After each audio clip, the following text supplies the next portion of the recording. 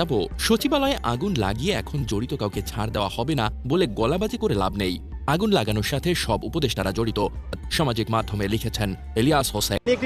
একটা খালি ট্রাক সম্পূর্ণ ধাক্কা দিয়ে চলে গেছে চোখের সামনে, ডাইরেক্ট এমন এত জোরে ধাক্কা দিয়েছে ফায়ার সার্ভিস কর্মীকে, উনি কিন্তু কয়েক হাত ছিটকে গিয়ে পড়ছে। কিন্তু এটা যদি পরিকল্পিত না হয় তাহলে কিভাবে সম্ভব? সম্পূর্ণ আমাদের ধারণা এটা পরিকল্পিত।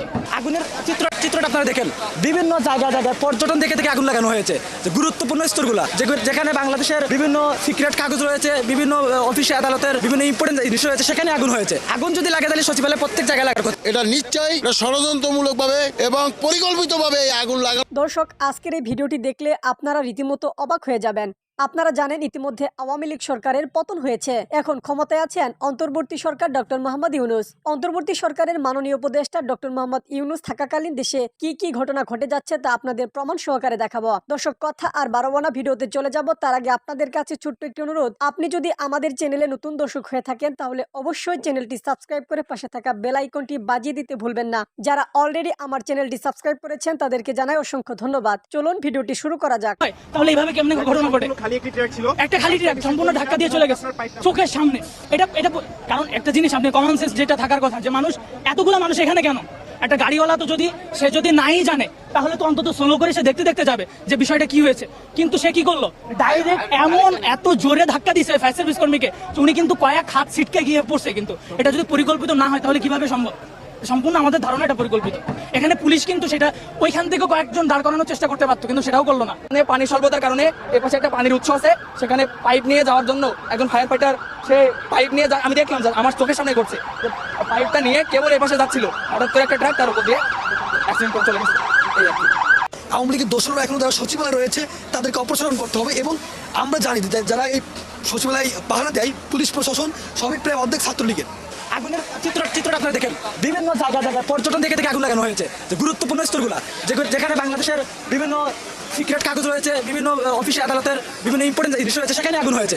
আগুন যদি লাগে তাহলে সচিবালয় প্রত্যেক জায়গায় লাগার কথা। তো এক্ষেত্রে এখানে এসে দেখলাম যে বিভিন্ন ফায়ার সার্ভিস ইউনিট আসছে, কাজ করতে যাচ্ছে। কিন্তু আমাদের মনে প্রশ্ন, শুধু আমাদের মনে প্রশ্ন না, আপনারা মনে প্রশ্ন করেন, রাত 3টার সময় সচিবালয়ের মতো একটা জায়গায় আগুন কিভাবে লাগে?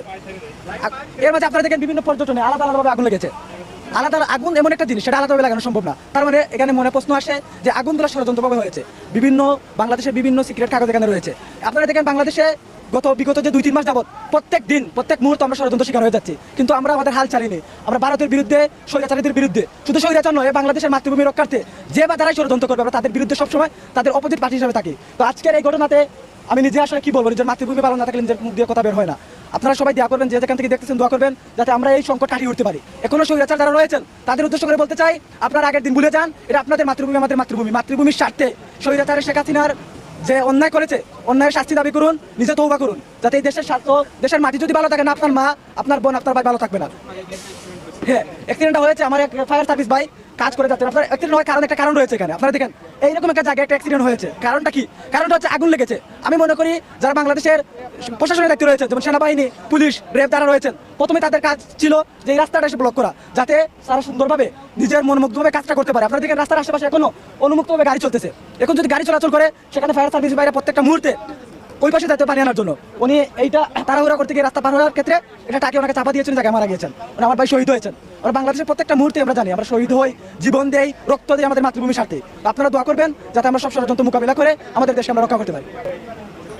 যদি দেখি যে বিগত সাল বা বিগত দিন আগুন লাগলো না, আজকে প্রশাসন ক্যাডার বা মিটিং করার পরে আগুন লাগলো, অবশ্যই হয় প্রশাসন ক্যাডার থেকে অথবা দর্শকদের মধ্যে কেউ ইন্ধন যোগাইছে। কারণ সচিবালয়ের মতো জায়গায় যদি আমার আগুন লাগা আমি বন্ধ করতে না পারি, তাহলে বাংলাদেশের কোন জায়গায় আমি আগুন বন্ধ করবো, যেখান থেকে বাংলাদেশ পরিচালিত হয়।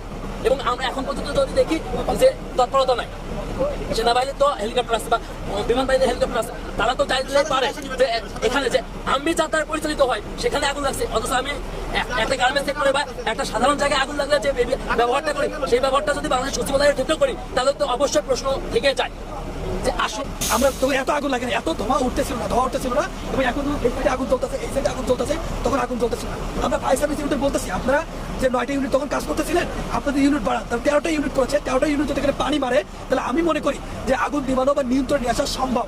কিন্তু এখানে আগুনে পুরো সার্কার হয়ে যাচ্ছে আমার বাংলাদেশের হৃৎপিণ্ড, তারপরে সার্কার হয়ে যাওয়ার পর সেখানে আগুনের পানি দিচ্ছে এবং নিবানোর চেষ্টা করছে। তাহলে দায়টা কার?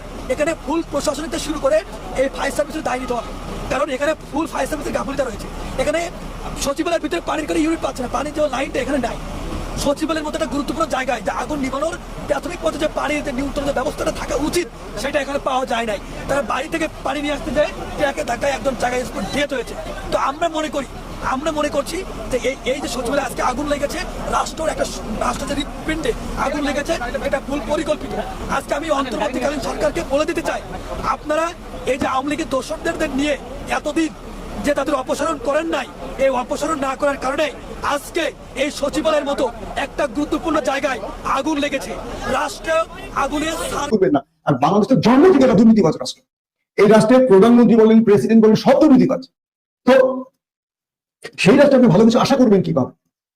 ধরেন আওয়ামী লীগের শেখ হাসিনার বিরুদ্ধে, পুতুলের বিরুদ্ধে, সজীব ওয়াজেদ জয়ের বিরুদ্ধে, টিউলিপের বিরুদ্ধে, রেহানার বিরুদ্ধে যে দুর্নীতির অভিযোগগুলো আসছে, একদম টপমোস্ট রাষ্ট্রের সবচেয়ে গুরুত্বপূর্ণ পদের ব্যক্তিরা, এটা বাংলাদেশ পৃথিবী শুদ্ধ জানে তারা কি পরিমাণ লুটপাট করেছেন। জানে না? আওয়ামী লীগ জানে না? আওয়ামী লীগ তাকে তো নেত্রী বানিয়ে রেখেছেন, তাকে তো হজরত উপাধি দিয়ে ফেলেছিলেন। তো বিষয়টা হলো আমাদের পাকনা উপদেষ্টারা, সঙ্গে আমি বাল শব্দটা যোগ করি না, বাল পাকনা বললাম একটু ভালো হইতো। এরা হঠাৎ করে ইউনিভার্সিটির একটা ভাঙাচোরা হল থেকে গিয়ে হয়ে গেছে উপদেষ্টা। এদেরকে যখন আমরা বলি যে ভাই আপনারা এই কাজগুলো করেন, এরা গোনাই ধরে, এরা টেলিফোনে ধরতে চায় না। এই যে আমাদের হাসনাত, এটা চরম বাল পাকনার ছেলে। ধরেন অনেক বিষয় তাদেরকে আমরা সাজেশন দিই, ফোন দিলে মানে তার স্টাইলটা কি, অনেক বিজি আছে, ফোন ধরবে না, ভাই একটু পরে কল দিচ্ছি। আবার বিশেষ ব্যক্তিদের কাছে তারা যাবে। অনেকেই বলেন যারা যারা তদবির করতে পারে তাদের কাছে নাকি তারা সম্পৃক্ত হয়। আমরা তো তদবির নিয়ে যাই না, আমরা রাষ্ট্রটাকে একটা জায়গায় নিয়ে যেতে চাই, কারণ আমাদের কাছে তাদের কোনো স্বার্থ নাই। এই জন্য আমাদেরকে এখন তারা আস্তে আস্তে সাইড করে দিচ্ছে। কথা বুঝছেন? এখন এই হাসনাদের বিরুদ্ধে আসলে দুর্নীতির অভিযোগ, তুমি সামলা এখন হাসনা, তোমার পিছনে কয়জন সাংবাদিক তারা দেখি আমরা, যাদেরকে দিয়ে এতদিন লম্ফজম্প করছে, দেখি কয়জন তোমাদেরকে সেট করতে পারে। 5 তারিখের পর তোমরা যা হয়ে গেছো তার মাসুল তোমরাই দিবা, আমরা দিব না। আমরা কিন্তু রাষ্ট্রের জন্য কথা বলি। আমরা আওয়ামী লীগকে এখন পর্যন্ত ঘৃণা করি শুধু এই দেশের দুর্নীতির জন্য, মানুষের বাক স্বাধীনতা হরণের জন্য, গুম হত্যা খুনের জন্য। আওয়ামী লীগের সাথে আমাদের ব্যক্তিগত কোনো বিরোধ নেই, তোমরা তো ব্যক্তিগতভাবে লাভবান হয়েছে। 5 তারিখের পর দেখা যাবে, সব হিসেব বেরিয়ে আসবে। আওয়ামী লীগের যেমন হিসেব বেরিয়ে আসে, তোমাদের হিসেব বেরিয়ে আসবে। তোমরা কি পরিমাণ খাইছো আর খাও নাই, যদি খেয়ে থাকো সেটাও বেরোবে, আর যদি তোমরা না খেয়ে থাকো, তোমরা সঠিক থাকো সেটাও বেরোবে। কিন্তু ক্রমান্বয়ে তোমাদের দল অজনপ্রিয় হচ্ছে, ক্রমান্বয়ে ছাত্রদের গুরুত্ব আমাদের কাছ থেকে কমে যাচ্ছে। কেন কমে যাচ্ছে সেটা তোমরা খুঁজে দেখো, তাহলে উত্তর পেয়ে যাবা। আসে এই 7 নম্বর ভবনে আগুনের পর এই নথিগুলো পুড়ে যাওয়ায় এখন এই ব্যক্তিরা কি বেঁচে যাবে? এই নথিগুলো কি শুধু সচিবালয়ে থাকে নাকি এটা কোনো আলাদা কপিও থাকে? এবং এই তথ্য গায়েবের পর যারা এই কাজটি করেছে বা যারা এই কাজটি সংগঠিত করেছে তারা কি বেঁচে যাবে? আমার মনে হয় বেঁচে যাবে, কারণ এটা দুজন ব্যক্তি আগুন লাগিয়ে দিয়েছে একটু ম্যাচ দিয়ে, তা না, একটা সিন্ডিকেট আছে।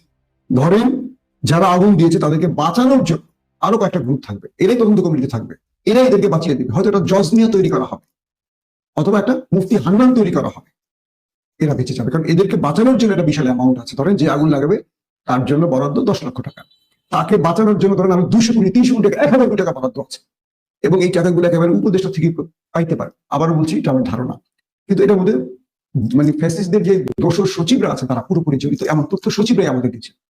যদিও তাদের নাম আমরা বলবো না, কারণ আমার কাজ নাম বলা না, আমার কাজ তথ্যটা তুলে ধরা, রাষ্ট্রের কাজ শনাক্ত করে তদন্ত করে আসামিদের শনাক্ত করা।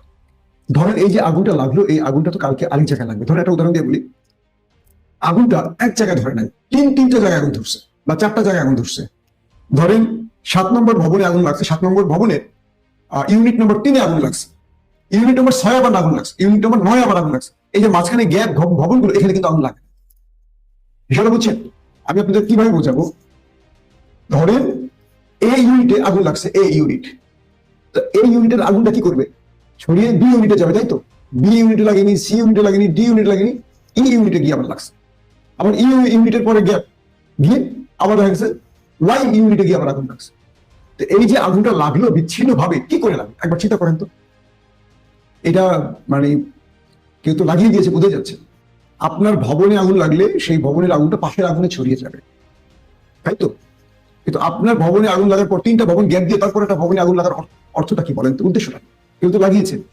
এই বর্তমান যে সরকার বসে আছে, অন্তর্বর্তীকালীন সরকার, তারা যে স্বরাষ্ট্রমন্ত্রী বসিয়েছে, এই মন্ত্রীকে দিয়ে তদন্ত করে আমি বিশ্বাস করি জীবনের সঠিক আসামি শনাক্ত হবে না এবং যারা এটার ভিকটিম তারা বেঁচে যাবে।